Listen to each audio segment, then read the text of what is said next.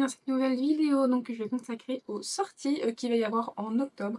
C'est la première fois que je le fais, on me l'a un peu demandé. Je me suis dit c'est vrai que je n'osais jamais le faire, tout simplement parce que le problème c'est que parfois je peux regarder les sorties genre avant, bien évidemment, donc genre des fois ça m'arrive de regarder ça les deux-trois derniers jours, par exemple deux-trois derniers jours de septembre, pour regarder ce qu'il va y avoir en octobre, sauf que ça peut arriver, c'est qu'en cours de route, en cours donc d'octobre, il y a des auteurs, des autrices qui peuvent se dire, peut-être plus chez les autorités que les maisons d'édition qui elles prévoient vraiment un très grand planning, et ben voilà, il y a ben, je décide de sortir mon livre, donc personne n'avait l'information avant, et donc genre elle décide le premier que le 15, ben, son livre sort. Ce qui fait que d'un certain côté, ça peut être un manque à gagner en termes d'information et de présentation, surtout pour moi, on va dire pour moi personnellement. Et comme Booknote est un site communautaire, je veux dire, si l'autrice, la maison d'édition, comme m'a dit, ou même quelqu'un d'autre, je veux dire, quelqu'un de lambda un peu comme vous et moi, ne met pas l'information, elle n'apparaîtra jamais. Après aussi le problème c'est que parfois il peut y avoir des doublons. Du coup j'ai quand même sorti ces doublons dans le sens où donc du coup j'ai tout sorti de ma tablette, sur ma tablette plutôt. Et en fait par exemple à un moment donné, au mois de octobre, il va y avoir par exemple la fille du roi pirate, si je crois que c'est comme ça. Et en fait ce livre est déjà sorti, mais en fait là c'est la date de sortie au format poche.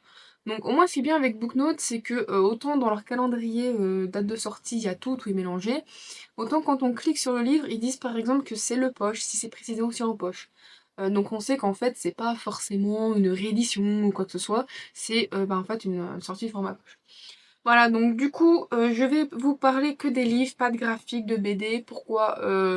Tout simplement parce que bah, j'en lis pas assez pour vous en présenter, puis j'ai envie de vous présenter que des livres. De toute façon, ça se voit que globalement, pas que je ne lis que des livres, je peux lire des mangas, des BD ou autres, mais soit ils appartiennent à mon conjoint, soit ben le problème c'est que moi je me dis, autant un livre je trouve qu'il y a assez de matière à toujours à pouvoir en parler, un manga, je sais pas, c'est comme un épisode, je trouve que soit on parle en arc, soit on parle vraiment de la série entière et globale, je trouve qu'on peut pas juger parfois que seulement sur un livre. Bref, donc cette vidéo sera sûrement longue parce que j'en ai sorti 32. J'ai 32 onglets, je pense qu'il y en a un, c'est juste pour cette book note normale, donc il y a 31 onglets. Alors les livres que je vais vous présenter, j'ai sorti aussi bien ceux que j'ai déjà achetés. Je vais expliquer avec le premier après. Euh, je vais aussi bien vous parler de livres que j'ai déjà précommandé, que je vais potentiellement acheter ou je ne sais pas. Ce sont tout simplement des livres qui, moi, personnellement, vont sortir en octobre et qui vont plus ou moins me faire envie, me titillent, m'intéressent, soit vont être achetés ou pas du tout. Voilà, c'est des choses qui peuvent arriver. Alors, j'espère qu'elle sera pas trop longue cette vidéo parce que je sais que je peux parler beaucoup, mais bon. Alors, le premier livre, c'est Manakel et Soul, alors de Kate Thibault. Alors, ce livre, je l'ai déjà. Mais pourquoi je vous en parle? Parce que techniquement, voilà, moi j'ai participé au Ulule. Si je n'avais pas participé au Ulule, j'aurais dû attendre du coup d'avoir ce genre d'informations pour l'avoir. Alors, ce livre, donc oui, je l'ai eu dans le Ulule. C'est un livre en auto-édition.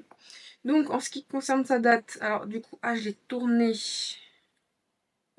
Donc il sort, du coup comme j'ai ma tablette comme ça, j'ai pas l'information que si je la tenais comme ça. Je vais peut-être le rester comme ça sera mieux. Du coup il sort le 1er octobre, donc en soi on est le 24, donc il sort dans même pas 7 jours. Alors c'est un livre en fait qui est techniquement un spin-off, c'est un spin-off de la série principale de l'autrice. La seule chose que j'ai un peu peur dans ce livre, donc c'est une romance MM dans un monde de fantasy, la seule chose que j'ai peur c'est que il faut quand même avoir lu avant pour comprendre ce livre. Elle a dit que c'est un spin-off, qu'il n'y avait pas forcément besoin, et que techniquement dans sa trilogie, donc sa série principale, ces personnages de la série principale, vous voyez ces personnages-là, donc on les voyait un petit peu et tout, mais qu'ensuite ça repartait. Moi je ne sais pas si la série le reprend justement à ce moment-là, si à ce moment-là dans le livre on va voir nos héros ou pas. Donc comme je ne sais pas comment les placer dans la timeline, j'espère que il ne faut pas avoir lu donc la série d'avant pour pouvoir lire celui-ci parce que clairement ça serait embêtant d'avoir lu, de se dire imaginons qu'il y a une guerre, c'est la fin de la guerre et trucs comme ça, et que en fait dans la trilogie, imaginons, ils essaient d'empêcher une guerre. Et que du coup je me dis ça spoil le fait que bah, techniquement ils ont peut-être pas réussi. Après comme j'ai dit, vu qu'on ne sait pas où les placer, c'est un peu compliqué. Alors le deuxième livre qui va sortir aussi en plus le 1er octobre, alors c'est un livre dont j'ai déjà lu le livre de l'autrice mais que je n'ai pas lu, la série, c'est la série Désir inconnu. Donc c'est le tome 7, Désir brimé. J'avais reçu un mail comme quoi il allait sortir. Je crois que le même jour il y a même un intégral qui sort un intégral du tome 5 au tome 7. Donc c'est des romances MM, mais là c'est extrêmement érotique. Faut le dire tout de suite, c'est de l'érotisme, hein. C'est extrêmement érotique, mais c'est de l'érotisme.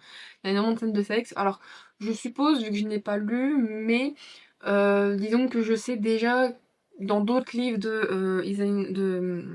Eileen Knight que c'est déjà très très sexuel. Donc je sais très bien que ce non plus, et vu ce qu'elle écrit, je vais m'attendre à ça. Alors, pourquoi je le nomme tome 7? Pour me faire Alors, pourquoi je vous en parle? Juste pour me dire que, déjà, moi, c'est une sortie qui me dit, Magali, tu es en retard, tu n'as toujours pas lu le tome 1, il va peut-être falloir s'y mettre. En plus, j'ai le tome 5 en édition un peu collector, et il est assez particulier. Donc, je suis en mode, je suis très en retard. Ensuite, un autre livre qui va me faire de l'œil, c'est un tome 2. Donc c'est La Reine des Ombres, tome 2, La Duchesse des Ombres de Tricia Levenseller, donc de chez Stardust Edition. Alors ce livre, il me donne envie, il sort le 2 octobre, sauf que, voilà, je le mets dans les sorties qui m'intéressent parce que je me dis, il m'intéresse vu que je n'ai toujours pas lu un, donc ça reste toujours intéressant d'avoir la série complète. Mais c'est surtout aussi pour me dire, moi, quand je veux souvent la suite des séries, c'est surtout pour me dire, Magali, tu as le tome 2 qui va sortir ce mois-ci, si tu veux savoir si t'intéresse ou non, lis le tome 1. Alors je sais que le premier, moi personnellement, je l'ai en format de poche, mais j'ai pas de poche collector, c'est vraiment le simple format de poche. Donc ici, ça me fait dire que ouais, le tome 2 va sortir, mais c'est c'est le grand format. Parce que je crois que les tomes en poche, c'est sous Hugo Boss. Hugo Poche qui sort, et non chez Stardust. Stardust, c'est vraiment les grands.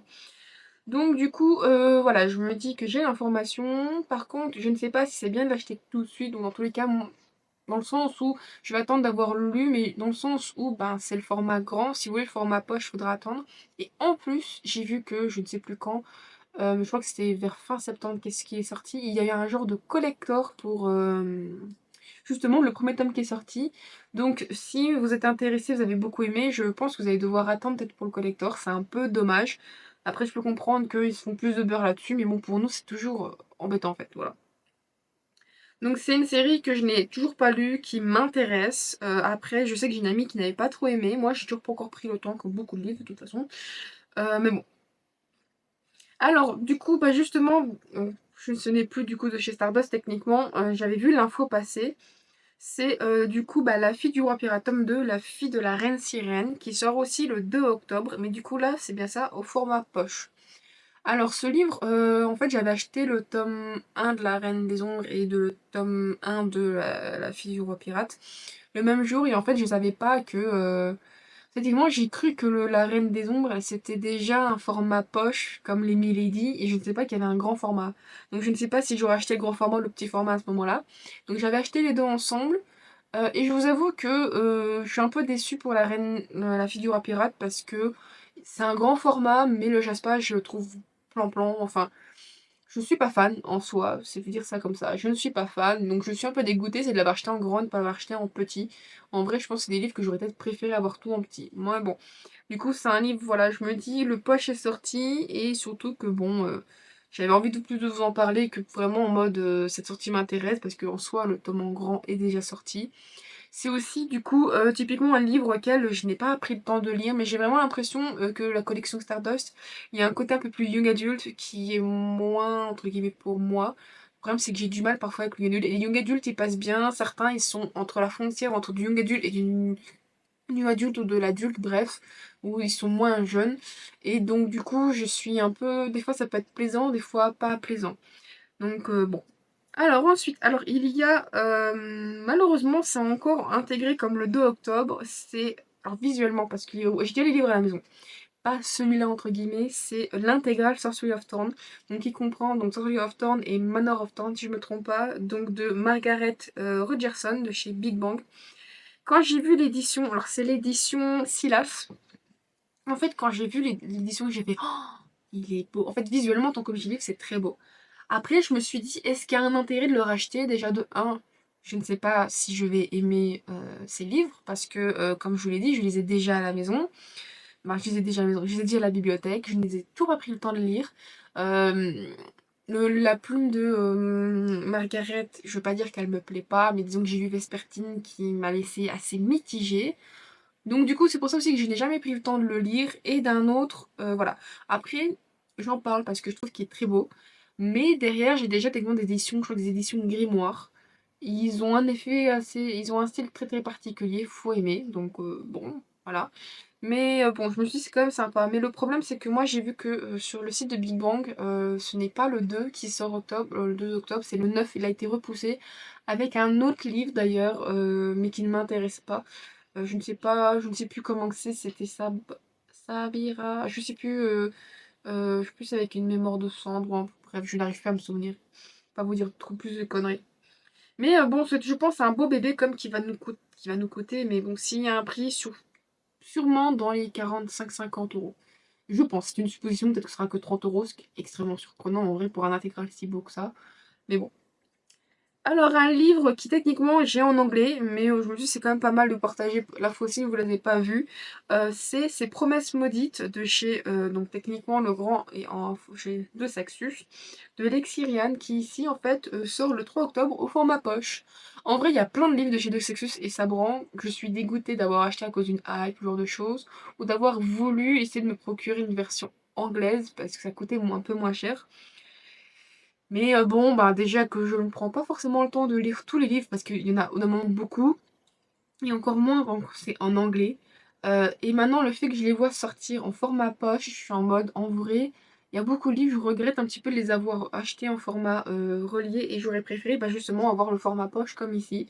Donc je me dis pour les gens qui ne pouvaient pas se permettre quoi que ce soit, c'est une bonne information.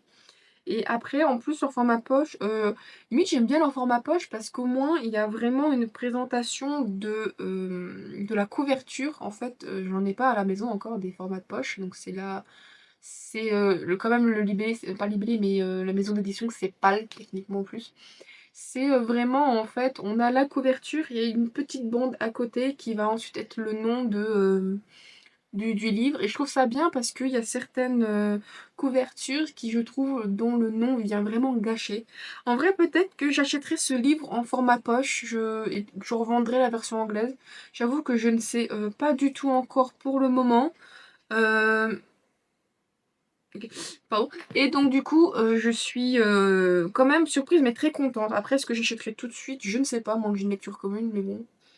Mais en tout cas, c'est sympa que ça commence un petit peu plus à sortir en format poche parce que bon, c'est vrai qu'il y a des maisons d'édition, elles peuvent se permettre parce qu'elles sont là depuis longtemps. On sait qu'elles font déjà des formats brochés, on sait qu'elles font des formats poche, on commence à se dire ah ça vient, ça vient collector. Et certaines comme de Saxus ou Sabran qui, on a senti quand même que par exemple les Le Sang et la Cendre ou les J. Christophe, euh, je ne sais pas après s'ils ont dû, si ou comment que ça s'est fait au niveau de leur contrat, c'est de laisser donc à J'ai lu de faire du coup les formats poche. Est-ce que maintenant, comme c'est eux qui... Est-ce que maintenant ils ont créé leur libellé pour justement ne pas avoir de contrat, avoir la possibilité, parce qu'il y a une demande? J'avoue que je ne sais pas, mais c'est bien en fait pour tous les petits portefeuilles et surtout pour les tailles de bibliothèque. Hein, parce que j'avoue que il y a à peine un mois, j'ai refait toute ma bibliothèque, c'était une catastrophe. Alors, un autre auquel je suis très surprise, c'est surtout en plus ben, l'édition PAL qui va faire aussi ce livre en format poche. C'est Les Frères Kahn, tome 1, Une pas si jolie rencontre, donc de Megan Quinn. Et c'est un livre en fait à la base qui est publié chez Roncière Édition. Alors déjà ça m'a surprise parce que Roncière au début je croyais vraiment qu'ils faisaient plutôt des dark romances ou des genres de choses, mais en fait non, ils sont axés sur la romance avec un côté paranormal, mais ils ont l'air de faire tout type de romance. Et en fait, quand j'ai vu que c'était Pal qui faisait, je me suis posé la question, est-ce que du coup c'est Pal... Je pensais que c'était vachement lié en fait à Sabran et à De Saxus, vu que c'était eux. Est-ce que du coup c'est un nouveau système pour faire son livre de poche, donc du coup il y a un nouvel ME dans le game, on va dire ça comme ça. Je me suis dit, quand même pas, Roncière ça appartient quand même pas on va dire à De Saxus. Et je me suis posé beaucoup de questions, je n'ai pas d'infos, je ne travaille pas avec eux ou quoi que ce soit. Hein. Mais bon, je me suis dit que ça peut être une bonne information parce qu'en vrai, ce livre m'intéressait, mais pas en grand. Franchement, clairement pas, je l'aurais pas acheté en grand, ou moins encore moins en collector, ça un collector. Mais le fait que j'ai vu que bah, il sortait en livre de poche, je me suis dit, tiens, j'aurais peut-être plus envie de faire l'achat, de passer le pas, d'acheter pour moins de 10 € un livre qui pourrait être bien sympa. Donc il sort le 3 octobre.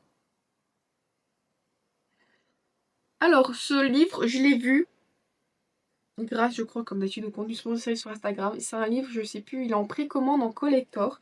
C'est La Lionne et la Louve. Donc, il sort le 4 octobre de Evelina Simon. Donc, c'est un spin-off de la mode de Leigh Atala. Et j'ai l'impression que c'est une. C'est vrai que je précise pas tout le temps le genre, mais des fois, ça se voit tout seul. Je crois que là, on dirait un FF, mais je suis pas sûre du tout. Les thèmes sont magie, sorcière, loup-garou, romantasy. Bon, ça peut être romance paranormale, vu que romantasy, maintenant, c'est vraiment le principe ricain de la fantasy, de la romance. Vu que nous, on a vraiment une dénomination encore plus spécifique en France, mais bon, bref. Donc, je ne sais pas si ce sont en fait ça va être une romance dans le sens M, donc il y aura de la romance, FF, comment que c'est. Je ne connais pas du tout, je vous avoue que du coup, j'étais très intéressée en voyant. Je sais qu'après, elle avait fait une série. euh, et du coup, en fait, en voyant le spin-off, ça m'a intéressé pour lire la série principale. Après, est-ce que c'est bien, c'est pas bien? Ça reste comme tout. Il n'y a qu'une note en plus. Pop, pop, pop, pop, pop. Je regarde, bon, une bonne, très très bonne note. Euh, Bref, donc du coup, je vous avoue que c'est une série, du coup, voilà, le visuel m'a donné envie, le fait que du coup, je me suis abonnée à l'autrice pour pas oublier surtout. Du coup, donc je suis inondée vu que je suis abonnée à son compte et j'ai remarqué Instagram, dès qu'on s'abonne à un compte de quelqu'un, maintenant, dès qu'on ouvre Instagram, on a que des comptes, on a que des vieux posts, au moins de ce qui a été posté les derniers jours et c'est tout le temps ça. Je vous avoue que c'est assez surprenant. Donc bon, mais voilà, en plus il y a une promo, alors je crois qu'il y a une promo de lancement à 2,99, mais je crois que ça va bientôt s'estomper. Et voilà, donc du coup, il faut vraiment que je regarde. Je ne sais pas si c'est du FF, comment que ça va se passer. Ah voilà, j'étais en train de me dire, putain, c'est quelle série? Parce que je sais que j'ai l'esprit. Je sais plus comment que c'était l'esprit mère ou un truc comme ça, mais ce tome est un spin-off de la duologie Esprit de Louve et Mère des loups. Il s'appuie sur des éléments de la duologie qui se sont rappelés si vous souhaitez lire ce tome indépendamment. C'est vrai et en fait c'est une série en fait quand on met les deux livres côte à côte, les couvertures font qu'en fait il y a un visage coupé au milieu et on rassemble ce visage. Alors une autre sortie le 4 octobre, alors c'est sur une autrice que j'ai dans ma bibliothèque, mais comme beaucoup d'autrices et d'auteurs, je n'ai pas lu le livre, enfin un de ses livres, pas le livre. Je n'ai pas lu un de ses livres donc je ne sais pas au niveau de sa plume. C'est Lucille Chaponnet. Alors techniquement, je n'ai jamais lu un de ses livres qu'elle a écrit toute seule. Le seul livre que j'ai écrit d'elle, que j'ai lu d'elle, c'est un livre qu'elle a écrit avec quelqu'un d'autre qui s'appelle Megan, une autre autrice qui s'appelle Megan Nolan. C'est une réécriture du conte de Cendrillon avec Une Belle et la Bête. C'était encore une fois. Après, je sais plus le nom du titre. Je sais que c'est le deuxième ou troisième tome qui était, non, le deuxième tome, je sais plus, mais qui était très très bien, un vrai coup de cœur sur une adulte. Et c'est très rare que j'ai un coup de cœur sur une adulte. Bref. Donc ici, ça a l'air d'être un one-shot et c'est le roi dragon. Donc je suis le métal, il est le brasier. Et en vrai, déjà, je me suis dit, j'avais bien aimé, peut-être que ça peut être intéressant. Moi, j'avais bien aimé le tome que j'avais vu, peut-être que ça peut être très intéressant. Et en fait, avec mon challenge dragon, j'avoue que dès que je vois un dragon, j'ai un petit peu plus ce déclic. Et je regarde un petit peu plus dès qu'il y a le dragon. Bon, j'avoue qu'on arrive quand même fin 2024, donc l'année du dragon commence à tout doucement se laisser passer. Je crois que c'est l'année du serpent, non, je sais plus c'est quoi celui de l'année prochaine. Moi, c'était le coq, je sais plus. Mais bon, donc je vous avoue que sur les 12 livres que je dois lire, j'en ai lu que 3. Mais j'ai quand même l'esprit qui, dès que voit un dragon, se dit ça peut potentiellement rentrer. Regarde, ça peut être intéressant. Donc j'étais attirée déjà par le nom de l'autrice, évidemment le 3-4, donc la couverture, il faut vraiment pas que je fasse ça. Et bien évidemment, il rentre quand même sur le thème, voilà, dragon, romantasy, donc voilà, le côté romance. Après, je ne sais pas si c'est un Enemy to Lovers ou autre, mais je sais que celui-là, il me fait de l'œil. Ensuite, là aussi, c'est un livre, donc c'est La promesse d'Avalon, tome 1, Une âme pour une âme. C'est de Lise Siven et j'ai vu ce livre parce que je crois que je suis tombée sur les contenus sponsorisés mais de la maison d'édition qui est Flammarion pour en fait une campagne de précommande. Donc je crois qu'il faut m'aider comme d'habitude acheter le livre et me présenter la preuve. Et donc c'est un tome 1 Et en fait, j'étais intéressée parce qu'il avait l'air très sympa, le côté qu'il y a des démons, le fait qu'il y a peut-être une histoire d'amour, mais je ne suis pas sûre. Ah, j'adore il y a juste fantasy, mais franchement, comment vous voulez qu'après qu'on retrouve les livres avec les thèmes? Bref, alors le seul problème et qui fait que ça me freine un peu, même si genre, c'est qu'en fait, c'est très très jeune, elle est genre lycéenne quoi. Et je sais que moi, dès que c'est lycéenne, à moins que c'est genre au niveau du bac, et encore, je trouve que c'est souvent jeune, et du coup j'ai souvent beaucoup de mal en fait à aimer l'histoire. Donc je suis en mode, il m'intéresse, mais j'ai un assez gros haut là parce que voilà, comme je sais qu'elle est lycéenne, généralement dès que c'est lycéen, moi, alors, j'espère alors, je sais pas si c'est lycéen anglais, non, américain ou lycéen français, parce que c'est pas du tout le même âge pour les lycées. Et j'espère vraiment que ça peut être plaisant parce que moi, franchement, voilà, c'est quelque chose qui me coupe. Alors là, le livre là, c'est un intégral, mais je l'ai vu passer. Il faut que je m'y intéresse. C'est une sortie qui m'intéresse. Après, comme je dis, est-ce que je vais acheter ou non, c'est autre chose. C'est un livre qui sort le 10 octobre. J'ai fermé l'autre, je sais plus comment il sortait. De toute façon, faut entre le 4 et le 10, je suis désolée. Donc là, c'est un. Donc je crois que c'est en auto-édition. C'est de Pauline B qui s'appelle Andoras. Donc je crois que ça regroupe 3 livres. Donc c'est pour public averti. Il n'y a pas de thème, c'est incroyable. Bon, après, de toute façon, il suffit là d'aller sur la fiche de l'autrice. Je lis vite fait. Voilà, donc c'est un peu le classique. Voilà, ça a l'air de. C'est une mère célibataire, ce qui généralement est pas le cas. Souvent, dans ce genre de lecture, c'est vrai que c'est souvent un peu la jeune fille, elle sort de la vingtaine ou ce genre de choses. Et donc elle va subvenir aux besoins de ses 2 jumeaux, mais elle va rencontrer un prince d'une nation oubliée des humains au pouvoir psychique très développé. Elle va tout remettre en question dans sa vision de l'amour à sa propre identité. Et entre amour interdit, trahison et complot, Elisabeth n'aura pas d'autre choix que de rêver les ténèbres qui se sommeillent en elle pour déjouer la guerre. Voilà, donc je l'ai vu passer, je me dis ouais, il peut être intéressant, j'aime bien les intégrales. Après, je sais plus si c'est un intégral numérique ou si c'est un intégral physique, mais je crois que c'est un intégral physique. Le fait que voilà, le synopsis m'avait fait de l'œil, le visuel aussi, finalement voilà, il y avait des couleurs et tout, ça a attiré mon œil. C'est des apparences, mais bon voilà. Et je me suis dit ça peut être pas mal, après à voir. Mais moi ce que j'aime bien des fois c'est que avec les intégraux, bah, on a toute la série d'un coup, on n'a pas besoin de dire vous dépensez encore de l'argent.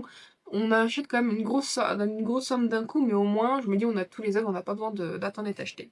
Un autre tome, qui est un tome 3. Alors je l'ai mis en mode il m'intéresse, mais parce que j'ai toujours pas pris le temps de lire la série principale.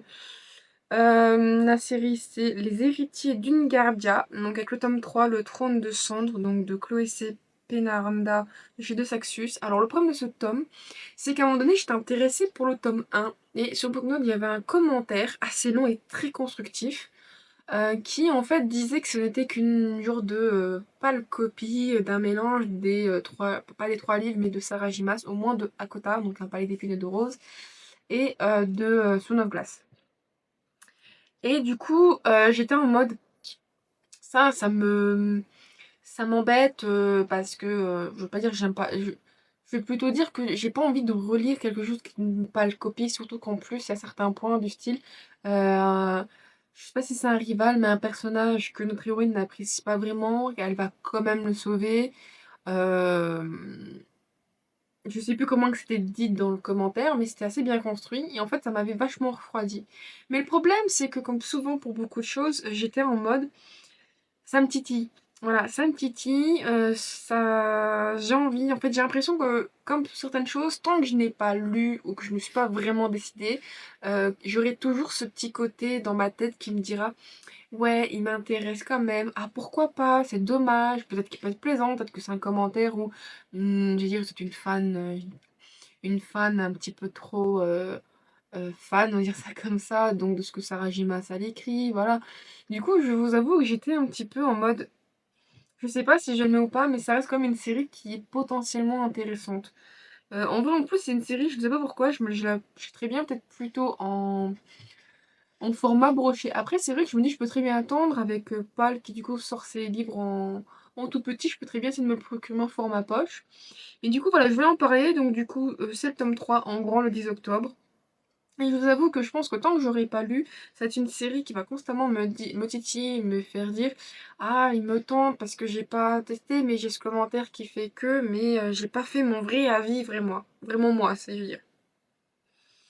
Alors une série, pas une série, un one shot qui bien, qui sort le 14 octobre. Donc c'est un one shot d'une romance MM qui va paraître chez Bookmark Edition. C'est Moonchild, donc de Valentine Stergan Lalande. Et en fait, bon, à la base, je vous avoue que j'ai pas lu le synopsis. C'est surtout qu'en fait, j'ai vu la sortie dans les newsletters. Et j'étais en mode, ah, celui-là m'a tapé dans l'œil. Et en fait, j'avais vu les hashtags, donc par exemple, romance, loup-garou, MM. Mais après, en même temps, au vu de de comment que c'est la maquette un peu de la couverture est faite, j'étais sûre que c'était du MM. Et voilà, donc c'est un one shot. Des fois, j'aime bien lire des one shots parce que ben, au moins on sait que c'est fini. On sait que c'est fini, on s'emmerde pas plus loin, tout simplement. Donc voilà. Et ah, j'allais dire ma tablette ne s'allume plus, elle me fait des conneries. Et du coup, voilà. Donc, par contre, il y a le côté université. Je ne sais pas si ça va me plaire. Après, c'est université, puis ça reste quand même jeune, donc je ne sais pas trop. Ça a l'air quand même de la romance paranormale relativement classique. C'est ça, pas romance paranormale. Donc, où du coup, nous avons notre héros qui est en troisième année de psychologie. Qui, du coup, dans une ville avec une série de disparitions qui mène un peu le chaos sur le campus. Donc, par contre, ça a plus un côté ricain. Et il a une attirance pour un loup. Donc, bon, il a donc il a une attirance pour un personnage qui s'appelle Orion. Mais du coup, il va se retrouver plongé dans un monde insoupçonné où les légendes sur le loup-garou deviennent réalité. J'ai l'impression que c'est très voilà, je trouve que c'est très classique. Donc après, est-ce que ça va être quand même un minimum original ou pas du tout? Voilà, je ne sais pas. Mais voilà, je sais pas quand je l'ai vu, ça m'avait bien typé dans l'œil. Alors, une autre sortie de chez Bookmark Edition qui là, il faut que je lise le tome 1, c'est Dark Fairy Tail, donc Fairy Tail, tome 2, Le Trône Maudit. Donc celui-ci sort le 16 octobre. Je vous avoue que le tome 1, je sais pas pour le tome 2, si toute la série est comme ça, mais je suis sûre déjà que le tome 1, ça a un peu un côté réécriture de conte. Et en fait, la bête est plutôt un dragon. Donc c'est comme ça que c'est dit dans le synopsis. Oh, attends, je vais voir qu'il y a 5 livres, ouais. Bon, bon, du coup, je vous avoue que je viens d'apprendre quelque chose, en plus de sa sortie. Mais voilà, donc c'est un livre qui est vraiment pas typiquement dans ce que je lis, vu que je suis plus romance paranormale, mais bon, ça, c'est de la romantasy ici. Et voilà, donc du coup, en fait, voilà, donc il fait partie des sorties où il faut que je lise. C'est vraiment en mode, regarde, il y a le tome 2, lis le tome 1, comme ça, de 1, je serai à peu près à jour. Ou au moins, j'aurais déjà lu le tome 1 pour me dire si je l'achète ou pas. Mais déjà, j'aime beaucoup le côté hardback. Celui-là, je l'achète en hardback, bon, donc parce qu'ils sont beaux quand même chez eux, même si on paye le prix. Parce que moi, j'ai une préférence d'avoir les personnages sur les couvertures. C'est un fait, c'est comme ça. Donc, je crois qu'en fait, j'ai le truc de la veille qui se met pas loin et il arrête pas de s'éteindre. Et donc, voilà, du coup, c'est une des sorties que j'attends le plus du mois et qui, j'aimerais bien voir si ça te plaisante pas. Alors là, c'est une sortie. J'ai revendu. Je l'ai pas vendu. Alors, je l'ai mis en vente sur Vinted, mais il n'est pas encore en vente. Mais en fait, le livre était très moyen. Et du coup, j'étais en mode, bon, je le lirai bien si j'ai le format e-book. Donc, voir si j'achète plutôt un e-book. Mais bon, vu les prix des e-books, je ne sais pas, à moins que ce soit dans l'abonnement. Je peux pas vous dire. C'est le tome 2 de La Mémoire des Cendres.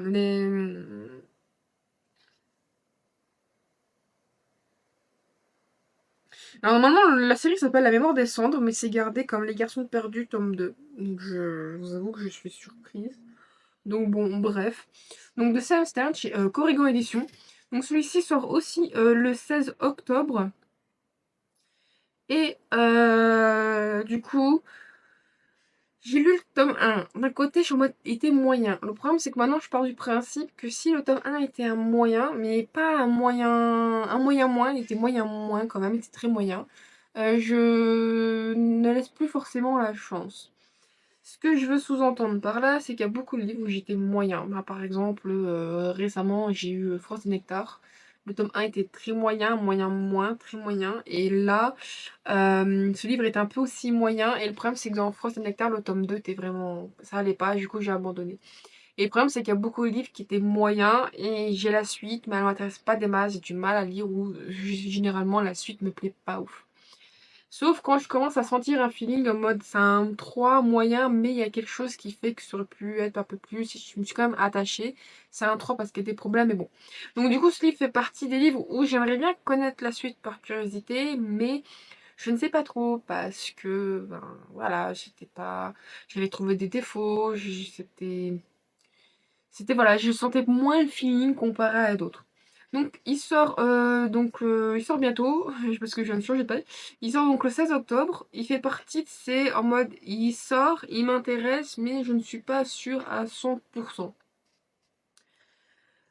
Ensuite, un autre livre, mais qui est de chez Hugo Romance, avec leur côté romantasy. Genre, je crois que ça va être un collector, parce que on m'avait passé j'avais à un moment donné reçu un lien où du coup il y avait énormément en fait de...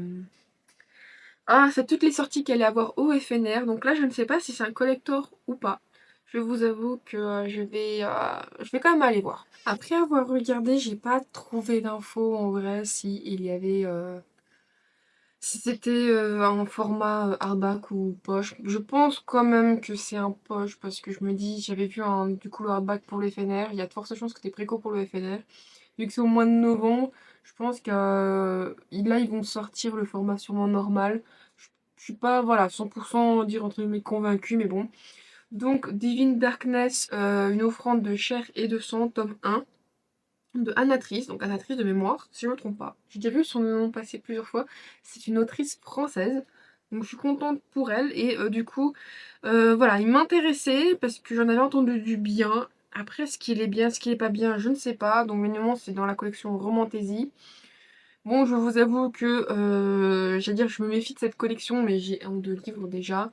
C'est juste que j'ai l'impression qu'ils n'ont pas compris la Romantasy, hein, vu ce qu'ils mettent. Pour moi, c'est déjà le truc avec le loup, pour moi, c'est une romance paranormale, mais bon, bref, voilà. Quoi qu'il en soit, j'ai ce tome qui peut être intéressant. Après, bien évidemment, à voir. Et qui sort donc le 16. Alors, un livre qui est sur le 16, faut que je regarde si je l'ai précommandé. Non, moi, je l'avais précommandé, mais bon, voilà. C'est D'ombre et de couronne, tome 1, Le chant démarqué de S.M. Gather. Donc, de chez...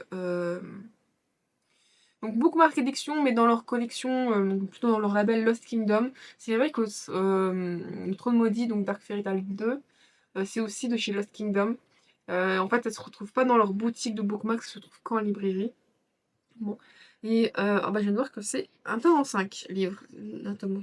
C'est une série en 5 livres. Alors, je vous avoue que dès que je l'ai vu, j'étais en mode ah, ça peut être hyper intéressant. Euh, je sais plus les synopsis. J'avoue que les synopsis, je m'en souviens plus. Je sais que je les avais en mode il fallait que je les achète, ce genre de choses. Mais ici, j'ai plus l'impression qu'il y a un côté les opposés s'attirent. J'avais plus un côté que c'était plus fantasy qu'avec un côté romance. Donc bon, à voir. En tout cas, j'aime beaucoup la couverture. J'aime bien la couverture. Après, je sais que généralement les Lost Kingdom, quand je dis que je les achète sans regarder les synopsis, j'essaie quand même de regarder les synopsis, mais je sais que ce sont généralement, ça fait partie des maisons d'édition. Je sais que ce qu'il y a, c'est ce que je lis, ça va me plaire. Donc c'est un peu comme certaines autrices, on sait que l'autrice on a genre adoré tous les livres, on sait que la nouvelle sortie, généralement, on va l'acheter un petit peu les yeux fermés, quoi. Donc moi, voilà, je sais que Bookmark, pour le moment, c'est vraiment une édition comme ça. Il y a beaucoup de choses qui sortent le 16, je vous avoue. Ouais, je vois 2,5 sur Booknote, donc avec 3 notes, je suis en mode, ouah, ça a pas l'air incroyable, hein. Bon, je vais pas lire ici, mais je vois déjà deux pas appréciés. Donc c'est un livre qui va paraître chez Milady. Bon, Milady auquel maintenant ils font que des grands formats à 20 balles, auquel je dis c'est sans moi. Alors je vous avoue que c'est une série. À regarder là comme ça, je me dis il faut que je m'y intéresse, il peut potentiellement, mais je vous avoue que je vois les notes, je suis en mode non. Puis des fois, c'est vrai qu'il y a une hype, comme un commentaire, il y a une hype chez les ricains, ou chez les anglophones plutôt. On sait pas pourquoi, et en fait, tout même sur BookTok, et quand on lit, en fait, c'est nul à chier. Donc bon, du coup, ça s'appelle Les Ordres Immortels, tome 1, L'aube et la nuit, donc de Alison Carr Weichter, si je me trompe pas, ou Weichter, je ne peux pas exactement dire la prononciation. Alors celui-là, je suis en mode, il m'intéresse à voir, mais je suis pas sûre. Parce que bon, c'est aussi, j'ai regardé de loin, il y a une question quand même de sorcière, vu que bon, c'est des romances un peu paranormales, slash fantasy, qui peuvent être potentiellement intéressants. Fantasy urbaine. Oui, bien l'urban fantasy, mais... Oh, fantasy urbaine, romance, bon. Il y a un mélange de plusieurs genres, bref. Il peut être potentiellement intéressant, mais je vous avoue que quand je vois, voilà, il ne brille pas par sa grande originalité. Je suis en mode pas rassurée du tout, je vous avoue. Je suis en mode, je l'ai vu, il fallait que je regarde, j'ai oublié de refaire un petit écoute, mais c'est pas grave. Il peut être potentiellement intéressant, je suis en mode, je le garde dans un coin de ma tête, mais bon, je suis pas emballée, quoi. Donc c'est sûr que il y a de fortes chances que lui, la sortie du 16 octobre, je ne le prends pas plus que ça. Ensuite, ou toujours le 16, c'est incroyable, hein. Franchement, ils se sont décidés que le 16, il y a là les trucs qui sortaient. Donc, c'est Darkless. Alors, il existe tome 1. Oui, c'est tome 1. Donc, c'est Darkless, tome 1. Darkless. Voilà. On va pas aller plus loin. Donc, Eilema Decker. C'est E-I-L-E-M-A. Donc, voilà, je sais pas trop. Donc, de chez Corrigan. Alors, celui-là, je l'ai vu. J'ai même pu, je crois, échanger un peu avec l'autrice parce que justement, il dit que c'était une romantaisie. Mais j'étais en mode, bah, mais. En fait, je voulais pas faire ma chance, c'est juste que j'essaye de comprendre. Et le truc, c'est que, normalement, la romantaisie, parce qu'en fait, c'était pour ma palle, j'avais recherché à un moment donné romance surnaturelle. Et la romance surnaturelle, de par la définition, considère que c'est dans notre époque, dans une époque voilà, normale, et qu'on a introduit un élément surnaturel. Or, la romantaisie, quand on regarde plutôt, c'est souvent plutôt dans la fantaisie. Et on inclut pas un élément de romance, mais bon, du coup, comme c'est de la fantasy, généralement la fantasy c'est toujours medieval fantasy, ce genre de choses. Et il y a plus, donc c'est plus axé sur la romance, mais donc du coup avec un côté sans technologie. Et en fait, au vu du synopsis, où il y avait un monde et d'humains qui cohabitaient, elle était un problème de financement, mais le démon est très puissant parce que c'est un criminel. Donc c'était genre un truc de... Moi, pour moi, ça faisait plus une toujours de monstre paranormal et l'autrice, elle disait que, bon, en fait, c'est plusieurs éléments ensemble qui pourraient presque créer un nouveau genre. Et du coup, je me suis laissée convaincre et j'étais en mode, bon, je sais que moi, j'aime bien tout ce qui est avec des ce genre de choses. Université Monica. Et du coup, voilà, donc c'est une sortie, c'est un livre auquel j'ai beaucoup, beaucoup d'attentes. Ça, je suis sûre. Autant certains, je suis en mode, ouais, pourquoi pas. Celui-là, il m'intéresse et j'ai beaucoup d'attentes. Et j'espère vraiment qu'il viendra combler, entre guillemets, pas mes espoirs, mais qu'il viendra quand même me convaincre. D'ailleurs, je n'ai pas fait là que mes envies. J'avoue que des fois, je le mets pas à jour, c'est ouf. Donc, je suis un petit peu en mode... j'ai beaucoup d'espoir, j'ai peur quand même qu'il ne me plaise pas. Je ne sais... Il y a un côté... Je sais pas si j'ai un côté dark avec un criminel, mais c'est vrai que souvent, quand l'homme est en criminel, il y a un côté un peu sombre, mais en même temps, c'est pas non plus un milieu joyeux, hein. Donc bon, mais c'est une sortie de chez Corrigan du mois d'octobre auquel j'ai énormément d'attentes et j'espère que ça sera vraiment bien. Alors, une romance, donc Urban Fantasy, qui a l'air tout chou au niveau de la couverture. Franchement, j'ai vu, j'ai fait. Au début, je pensais que c'était une romance MM, parce que sur Kindle, j'avais vu une série comme ça, un peu avec le même style de couverture, c'était du MM. Je sais pas pourquoi, j'ai associé à ça. C'est Sous le charme, tome 1, un loup bien relou. Donc c'est une urban fantasy d'après ce que a l'air d'être dans la collection donc de chez Bookmark Edition de Juliette Cross. Et en vrai, moi je sais pas, ouais, quand j'ai vu, ça avait l'air tout mignon, tout sympa. Et en fait non, c'est vraiment un peu la romance paranormale, pas classique, mais on va dire celle auquel on avait plus l'habitude à un moment donné. Donc du coup évidemment, mon genre, je me suis dit bah il faut que je me l'achète, mais disons que j'ai des attentes aussi. Après, je sais pas si je vais l'acheter, j'espère qu'il passera à un moment donné dans l'abonnement, parce que de temps en temps il y a des livres en fait de chez Bookmark qui sont dans l'abonnement Kindle. Donc c'est pas mal, il faut que je surveille ça. Après bon, c'est sûr il est tout neuf, enfin tout neuf, tout nouveau, donc c'est sûr que je ne vais pas l'avoir immédiatement quoi. Et ce livre sort aussi le 16. Je vous avoue que le 16, ouais non mais le 16 c'est infernal, ils se sont dit que c'est tout le même jour. Là j'ai un autre livre, aussi le 16 octobre. Donc c'est un livre de Elise Kova, donc c'est celle qui a écrit les livres Maria to Magic. Le premier c'était un mariage avec le roi elfe, je crois que c'est ça. Marié avec le roi elfe, je sais plus. Je sais qu'elle fait un duel avec le seigneur vampire, une danse avec le roi elfe ou le prince elfe, je sais plus. Voilà, mais bon, techniquement, la série là, L'éveil de l'air tome 1, est beaucoup plus vieux de mémoire. Parce que c'est là qu'elle a écrit d'abord en anglais, mais non. Et donc c'est une série comportant donc 6 livres, c'est assez lourd. Alors je vous avoue que je suis pas très fan de la couverture française, j'ai une préférence pour la couverture anglaise, je sais pas, il y a quelque chose qui rend mieux. Là je suis moins fan. Alors je ne sais pas s'ils vont faire un collector et un brochet comme ils ont pu faire, ou même juste brochet. Je crois que c'était un brochet et un collector. Je sais qu'à la base ils avaient sorti le brochet pour le premier tome de My to Magic. Pour les deux autres je ne sais pas, et après ils ont sorti le collector. Donc je ne sais pas si ici ça sera aussi le cas. Je vous avoue que je ne suis pas sûre. Mais ici, c'est aussi un peu une... Alors normalement, c'est pas des tomes compagnons comme sa série Maths Magic. Je crois que là, on suit la même héroïne. Mais je peux pas vous le dire non plus à 100%. Et disons que c'est un peu... Je crois qu'il est plus axé sur le côté fantasy. Et je ne sais, je pense qu'il y a quand même de la romance. Peut-être qu'elle est plus en fond. Mais en tout cas, je crois pas que c'est ce qui est mis en premier. Donc je vous avoue, je ne sais pas quel format il va sortir. Alors on change de date, on n'est plus au 16, on est au 17. Et là par contre c'est un tome 2. Et donc le tome 1 je ne l'ai toujours pas lu. C'est le royaume de Vincula, tome 2, L'Aeternum. Le tome 1 c'est le roi Umbra. Alors je vois que c'est une duologie, c'est bien, hein, c'est bien bien. Euh, Dans ce livre donc de chez Roncière Édition, il y a un peu d'art quand même. Alors déjà je trouve que les couvertures VF elles sont extrêmement correctes, tandis qu'en VO bah, elles sont super sombres. Je suis assez surprise. Alors celui-là, j'ai un peu d'attente. Je sais pas que j'ai pas un peu d'attente, comment dire ça. Euh, J'avais de l'attente. Enfin, je dis. Je parle beaucoup, je perds dans mes mots. Mais j'avais vu une chronique d'une Instagrammeuse que je suis qui disait que le tome 1 était quand même long à démarrer. Après, j'ai vu d'autres personnes qui l'aimaient bien. Donc celui-là, je sais pas, je suis un peu mitigée, mais je me dis, il faut pas que je traîne trop. Alors, le 17 octobre, je pensais qu'il sortait le 19, ce livre, c'est le fameux et très attendu Powerless. Voilà, le premier tome de Powerless, donc de chez Olympe Édition de Lorraine Robert. Je vous avoue que je suis... j'ai peur parce que c'est des livres, je ne sais, qui ont l'air de faire la hype chez TikTok. Je veux pas dire que TikTok c'est pas une bonne base, mais des fois il y a des gens qui, voilà, qui enjolivent. Je suis quand même hypée un minimum.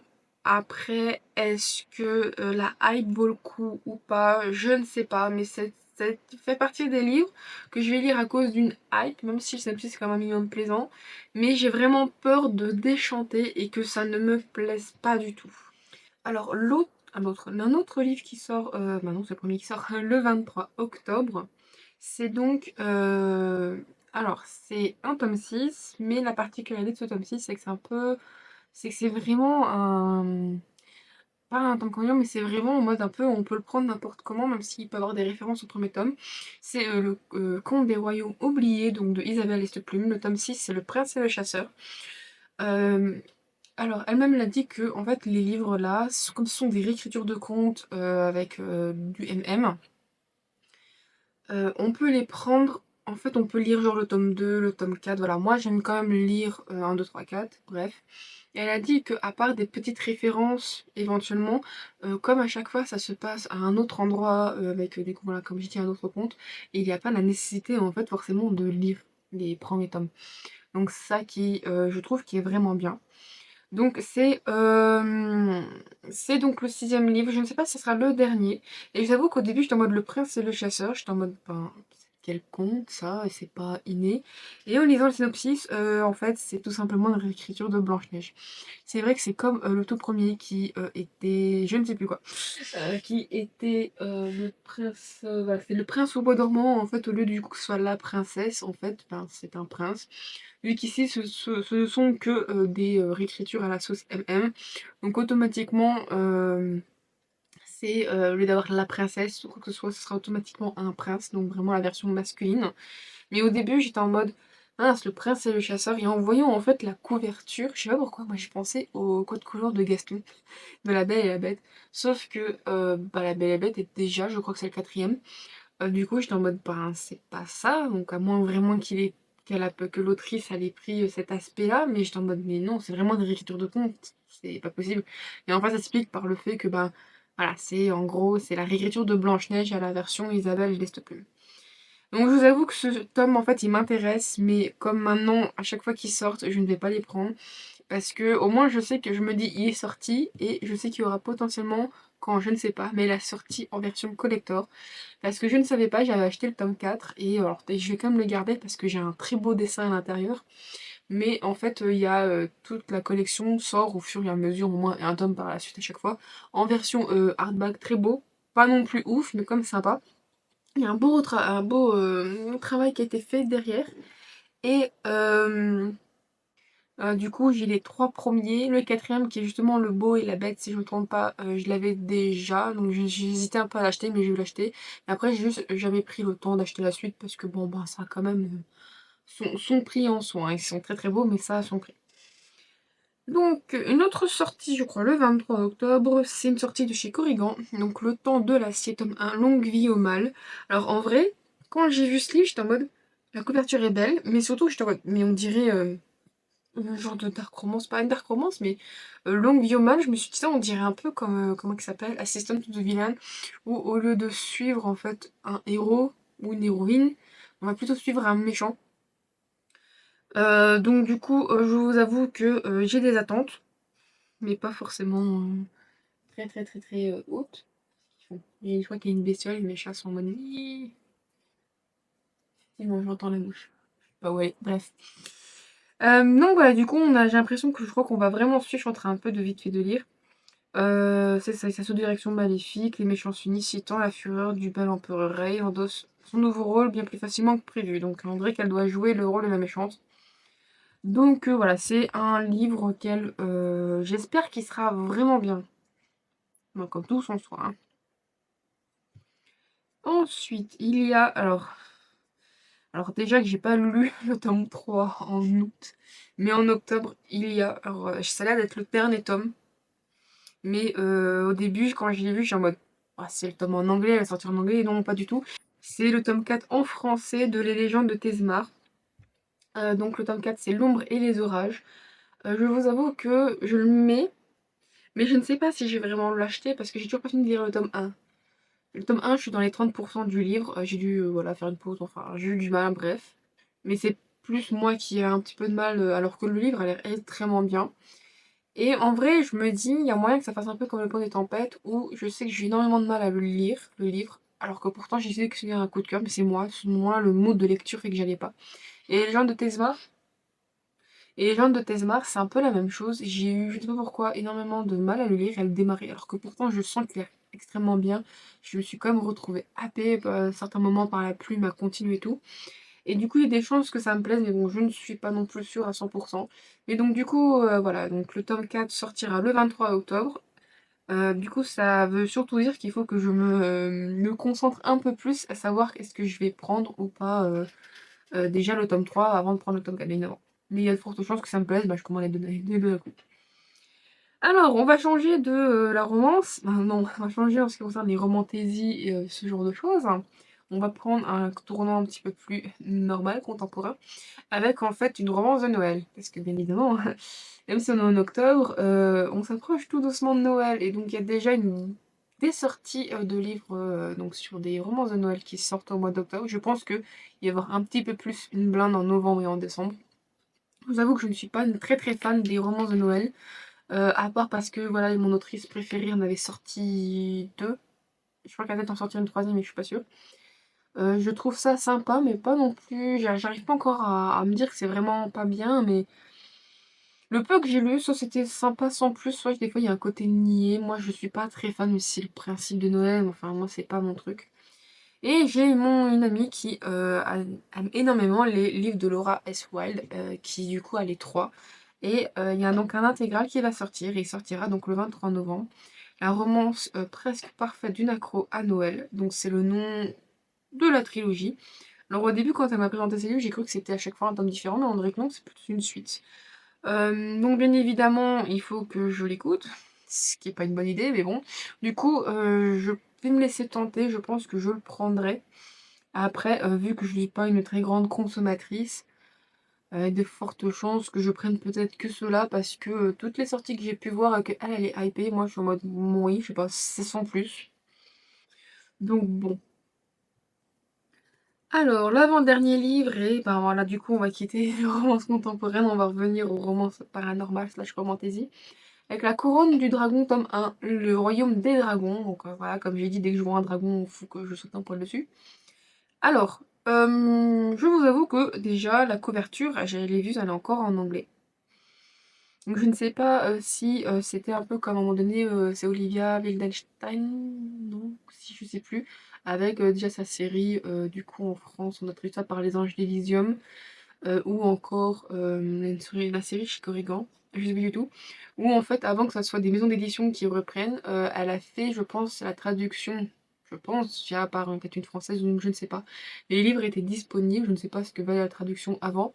Donc peut-être que ici, dans l'auteur, l'autrice anglophone a donc fait la même chose, à moins que c'est vraiment quelqu'un qui récupère, mais que bah, la maison d'édition n'a pas encore communiqué, en tout cas sur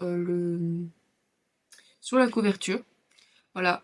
Donc bien évidemment, j'ai vu Dragon, j'ai regardé, j'ai vu Romance Paranormale, j'ai fait bon, ben, je mets de côté. J'espère que, comme d'habitude, ça pourrait être intéressant, mais je suis d'abord déjà très très pas dubitatif, mais je suis un peu en mode, mais je ne sais pas qui reprend, si ça serait du bookmark ou pas. C'est vrai que ça peut être du style de bookmark. Après, il y en a peut-être d'autres qui peuvent m'intéresser, mais je ne suis pas sûre de qui va le prendre. Bon, en tout cas, voilà. Et le dernier livre qui, alors techniquement m'intéresse sans m'intéresser, c'est le tome 7 de Keana, donc Le Royaume de Cendres. Alors en vrai, j'en parle plus parce que j'ai le livre en anglais. Donc voilà, c'est sorti depuis longtemps. Mais c'est tout c'était pour vous mettre un petit mot sur le fait que si vous voulez ce tome avec le Kéléana, achetez-le à sa sortie. Bon, par contre, précommandez-le, je sais pas, mais ça va être un peu du Hunger Game. Pourquoi? Parce que j'ai vu, si vous n'avez pas vu, mais en fait, moi j'ai vu qu'il y avait un communiqué de la part de La Martinière, et en fait, l'autrice, donc Sarah Gimas, a le souhait de tout simplement en fait faire en sorte que son œuvre glace ait le même visuel partout et le même nom de série, quoi que ce soit. Et donc du coup, ben, la Martinière se voit obligée de devoir changer le visuel. Donc si vous avez commencé à acheter ces visuels et que vous aimez ces visuels, il faut que vous sautiez dessus parce que du coup tout va rechanger et donc du coup ça peut dire son of glace. Après, est-ce que ça va être les nouveaux visuels? Alors, franchement, je les ai vus, je les trouve pas beaux. Franchement, j'ai une préférence pour les anciennes où il y avait le personnage. Ça montrait un petit peu plus le côté Epic Fantasy, mais je ne sais pas, le nouveau est pas sympa. Limite, même s'ils ont fait ça Kiana dans Swan of Glass, j'avais presque une préférence aussi pour la version française. Je suis vraiment pas fan de leur nouveau visuel. Mais bon, c'est le désir de l'autrice, hein, voilà, faut respecter ses choix. Je peux dire que c'est pas elle qui décide, mais bon, c'est toujours mieux des fois d'uniformiser. Oui, mais bon, voilà. Donc si je regarde bien, c'est la fin. On a fini. Je vous avoue que ça fait énormément de livres auxquels je vous ai parlé. C'est vrai que je ne vais pas forcément parler en détail, mais bon, des fois, il n'y a pas nécessité. Parce que si je parle à chaque fois en détail, c'est bon, les vidéos, elles faudraient des heures et des heures, bref. C'est vrai que du coup, tous les livres qui vont m'intéresser vont être tournés romance paranormale, romance donc romantaisie. C'est le style de lecture que j'aime le plus. C'est ce que j'aime lire, voilà, tout simplement. Donc voilà, il y a comme si des fois de temps en temps il peut avoir, j'appelle ça des ovnis, ou des fois, ben, voilà, il y a un petit young adulte qui sort, des fois un policier. Après voilà, j'ai pas parlé de tout, parce que comme j'ai dit à ce moment, au moment où je vous en parle, ben, c'est peut-être pas forcément rajouté aux dates de sortie. Des fois ça se peut très bien qu'il y ait un livre que bah, j'ai pas lu, ou on me l'offre, ou voilà, je suis avec, je dis n'importe quoi, une amie en particulier qui me dit, ah bah tiens, celui-là peut être intéressant, et donc je finis par m'intéresser ou quoi que ce soit. Donc bon, voilà, bref. Quoi qu'il en soit, je vous remercie d'avoir regardé jusque-là, hein, le tatouage habituel et tout. N'hésitez pas à me dire dans les commentaires si ce type de vidéo vous a plu, si c'était extrêmement long, si je vais être un peu plus concise ou pas du tout. En tout cas, il y avait, je pense que plus on va s'approcher des décembre, et plus il va y avoir quand même de livres qui vont sortir et qui vont être intéressants. Ah, c'est l'approche de Noël, hein, automatiquement, il y a énormément de sorties qu'il y a avant, hein, c'est sûr comme ça c'est une catastrophe, mais bon bref. En tout cas je vous remercie beaucoup et je vous dis à la prochaine. Bye bye.